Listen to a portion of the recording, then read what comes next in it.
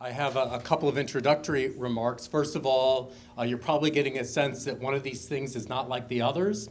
You heard a lot of University of Pennsylvania faculty who are going to be presenting here today, but let me let you know that I'm a little like the others in that I used to be an associate professor here at the University of Pennsylvania. So it's wonderful to be back in this building, be back with such wonderful colleagues. And I'm pleased to still be in the same city with everybody, even though I'm in North Philadelphia. I want to acknowledge Carol for decades of work in this area. I don't want to say, I don't mean it like that, Carol, but NAMI, Montgomery County, is probably one of the more progressive NAMI affiliates around the country, does wonderful work, and really Carol's been involved with this for a long, long time. Now, how am I supposed to advance the slides? He did it and he left, but how do I advance? The mouse? Let's see if it works. There we go. Perfect. All right, I'm all set. So I want to thank Carol. I want to thank Neen Davis as well for her service as president of the board and really using your experience to really contribute to families and people with lived experience in Montgomery County and the rest of the state. I also want to thank them for honoring me with being the first recipient of the Impact Award in 2013. It was a wonderful award to get, but it was made even more wonderful a couple of years later when they awarded Dr. Aaron Beck the same award. And I like to say that I'm probably the only living human being that has ever won an award before Dr. Beck.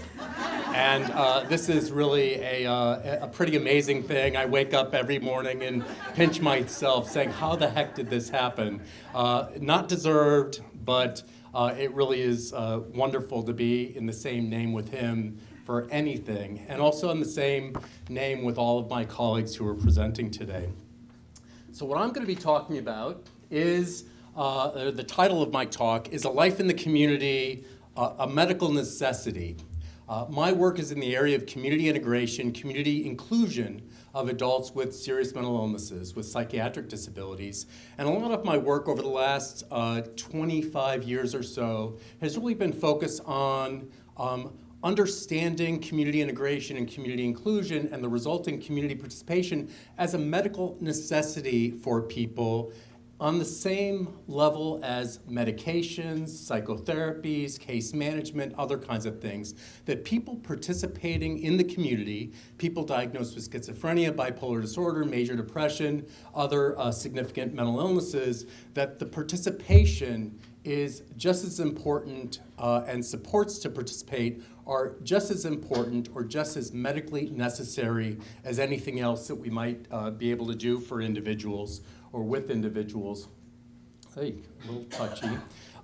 So this is really based on a number of different things. So what I'm going to do actually is I'm going to give you some of the background. What is, why do I think that? Why do I say that? What is the evidence base behind that?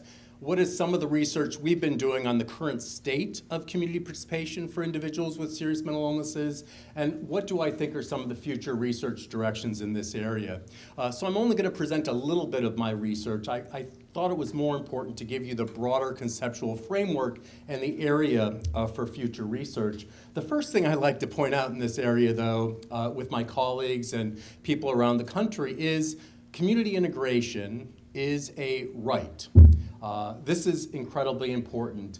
People with disabilities, including people with psychiatric disabilities, have the right to have the opportunity to live in the community and be valued for their uniquenesses and abilities like everyone else. This is a civil right based in the Americans with Disabilities Act in 1990 that was further reinforced by the Olmsted Supreme Court decision in 1999. This firmly established that people with psychiatric disabilities, along with people with physical disabilities, sensory disabilities, cognitive disabilities, intellectual developmental disabilities, have the right and should be supported to participate in their communities like everyone else. Participate in the areas of employment, education, leisure recreation, parenting, anything that anybody else does, religious, spiritual participation, anything that anybody else does. Individuals with disabilities, including schizophrenia, bipolar disorder, major depression, should be supported in those same kinds of ways. So for me, this is really a central part of the importance of this. Even if I didn't have any research suggesting that this is important, this is a right that's been established in our country and other countries around the world. The other thing that underlies community participation and integration as a medical necessity is this framework. This is from the World Health Organization, a pretty important body, international body. It's called the International Classification of Functioning, Disability, and Health, and it came out in 2002. It's not something that we talk a lot about in the US, but around the world, a lot of people talk about this particular framework. And what I like about this particular framework is, I'm going to point out a couple of things. It talks about health as consisting of more than just body function and structure issues. Health is more than symptoms. Symptoms of mental illness, depression, mania, hallucinations, delusions. It's also more than brain dysfunction as well, right? Enlarged ventricles, all sorts of different issues. That health, that would be the body function and structure aspect of health. Okay, that's the traditional way that we think about it. Health means broken, not having a broken brain or not having symptoms. The ICF talks about health as also consisting of what they call activity. This is the ability to execute a specific task or action. For those of us who are in the business, I'm a psychologist, we might talk about ADLs, activities of daily living. Grooming, dressing, taking care of your budget, paying the bills. To a certain extent, I think social skills fall into activities, very discrete actions. So activity, according to the ICF and the World Health Organization, is an aspect of health. If you have reduced symptoms or baseline symptoms, but you don't participate in those areas, you do not have full health, right? Which is why we spend a lot of time focusing on that. Let me also say that this ICF is not a mental illness specific conceptual framework. This is cross-impairment or cross-health condition. So there's been a lot of talk, heart disease, high blood pressure, the cancer area. A lot of different people are using this particular framework. So this is not specific to mental health. The last thing that the ICF talked about in terms of health, and this is the first time, they used to include participation, glom it together with activity, is this area of participation. Participation refers to involvement in a social situation, okay? The ability to go to work, going to school, dating, parenting, leisure recreation, going to church, synagogue, or mosque, voting, volunteering, doing anything that anybody else does, right? That's the participation dimension. Without participation, according to the ICF, you don't have full health, okay? And that's why I talk about, or I think, along with, the World Health Organization, that participation, the focus on participation, interventions that target participation, is as medically necessary as any other type of intervention we might have in mental health or any other areas of medicine, okay? The other nice thing about the ICF is they talk about a bidirectional connection between each of the three of these, right? So traditionally, the reason I think that's important is traditionally, we think that, first of all, in order for anybody to participate or engage in activities, these discrete tasks or actions, you first need to take care of the body function and structure, right? We need to get rid of the anxiety disorder. We need to get rid of the hallucinations and delusions, symptoms of schizophrenia or bipolar disorder or major depression. First we get rid of that, then the person will be ready for interventions that target activity or participation, okay? And then you deal with your ADLs first. We don't want to support that person to go out to work before they're able to dress themselves, right? Because goodness knows somebody who doesn't dress appropriately or has things unbuttoned, I won't do that, that person cannot work effectively. And of course that's not true, right? You can work. I know plenty of people who work with mental health issues or without, who don't always do a good job with their ADLs, right? But that's the traditional way of thinking of things. And the problem with that is we never get to participation. And we think participation is of lesser importance, right? Funding, maybe 2% of all mental health dollars go to this particular area. Most of the dollars go to these other areas. What the ICF identified is that, and I'll focus on participation in particular, but these are bi-directional relationships. It's not just one way, right? Having somebody who can't get out of bed because of their depression certainly will have trouble working. I get it, right? If it's that significant, that will affect participation. But if you are able to get out of bed but still experience depressive symptoms, you can still go to work. And many Americans and people around the world do this all the time. But with that bidirectional relationship, we also have evidence, and I'll show you some of it in our literature in mental health, that participation also has an impact on body function and structure, right? Participation, in some sense, is curative, is a treatment for mental illness and symptoms of mental illness, all right? So I'll show you some of the evidence for that in a second. And that really suggests that from an intervention standpoint, it's possible that interventions that target participation directly don't do anything about body function and structure, right? And I'm not advocating stopping taking medications, or psychiatry is not important, or I'm a psychologist, psychotherapy is not important.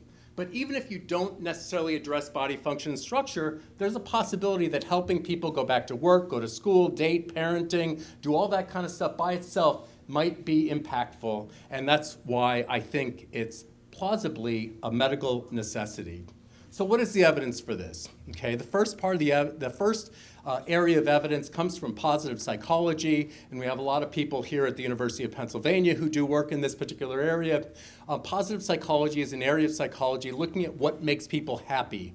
Some folks had identified decades ago that we mostly focused on dealing with deficits and impairment, getting rid of those things, but we don't do anything about promoting wellness and happiness for people. So that's what positive psychology is all about, or one of the things that it's all about. And what they've done is research on what makes anybody happy, right? What makes us happy, for the most part, are family and friends. The wider and deeper, the better, right? The more friends you have, the deeper, the stronger the relationships. In general, that makes people happy. Marriage generally makes people happy, or intimate relationships. My marriage certainly does. Neen knows my wife. She's wonderful. I'm the happiest guy in the whole wide world. Meaning in life, a belief in something bigger than yourself, from religion, spirituality, or some philosophy of life, people who have that are happier, right?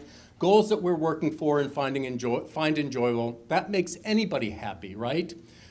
That would make somebody with a serious mental illness happy as well. We would assume that would be the case. What makes people unhappy? Poor health. People with serious mental illnesses are much more likely to have comorbid health conditions and have them at very severe degrees. Poor health makes people unhappy. Being separated and not having contact with other people, loneliness and isolation makes people unhappy, right? And unemployment makes people unhappy. Okay? It would make anybody happy, especially in our culture. So that's the general literature. You know, these things make people unhappy. People diagnosed with schizophrenia, bipolar disorder, major depression are not, they're experiencing a lot of these things: poor health, separation, lack of social contact, unemployment, and they're not experiencing a lot of these things: family and friends, marriage, meaning in life, goals that we're working for that they find enjoyable. That's the first type of evidence that we have. Second type of evidence comes specifically from studies of individuals with serious mental illnesses and their participation in each of these areas, okay? There's some good evidence. I actually have some more recent evidence. I just need to update my slides and write that paper and do all that. But we've got good evidence that employment, people with serious mental illnesses, including schizophrenia, who are employed, have reduced symptoms, fewer hospitalizations, greater self-efficacy, greater sense of empowerment, higher quality of life.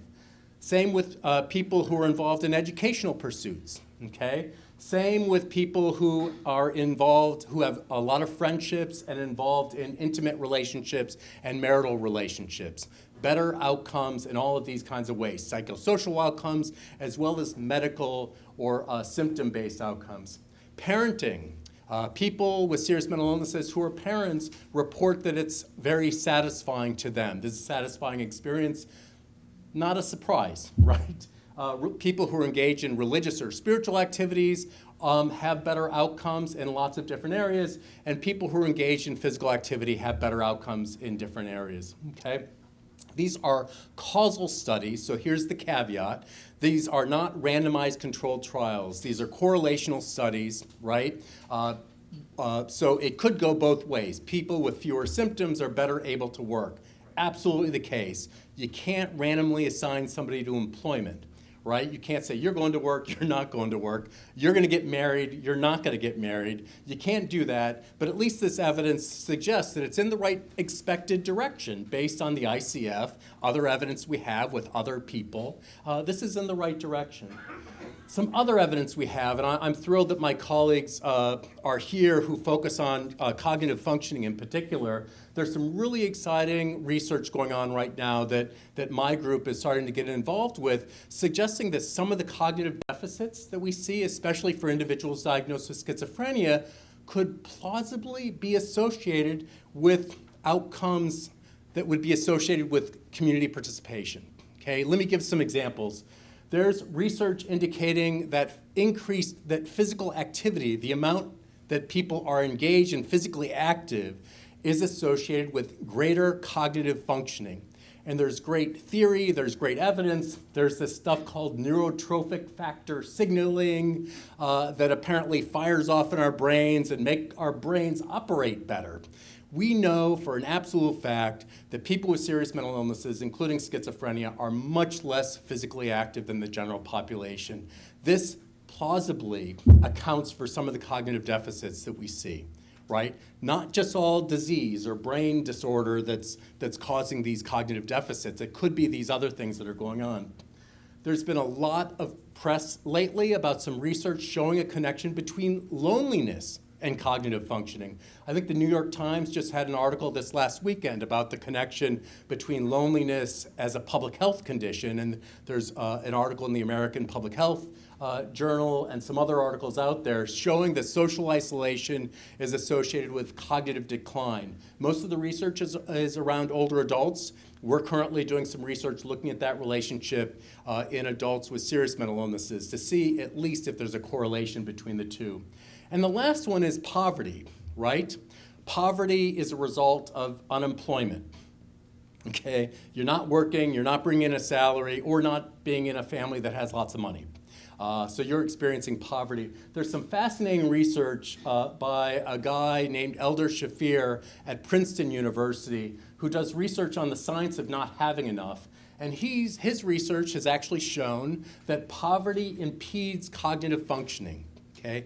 My favorite example is I was doing a presentation in Israel 3 years ago, and I was talking about this research, and there happened to be a rabbi who was sitting in the audience, and I could see him suddenly get on his computer, and he started firing something off. He was sending me an email, and he was saying that just that morning, he had been in his Torah class and was talking to the students about something in the Talmud, about students who were studying the Torah were laughing at one of the other students who couldn't remember things from the Talmud. He couldn't put everything together quite well. He seemed, kind of slow and maybe stupid or something.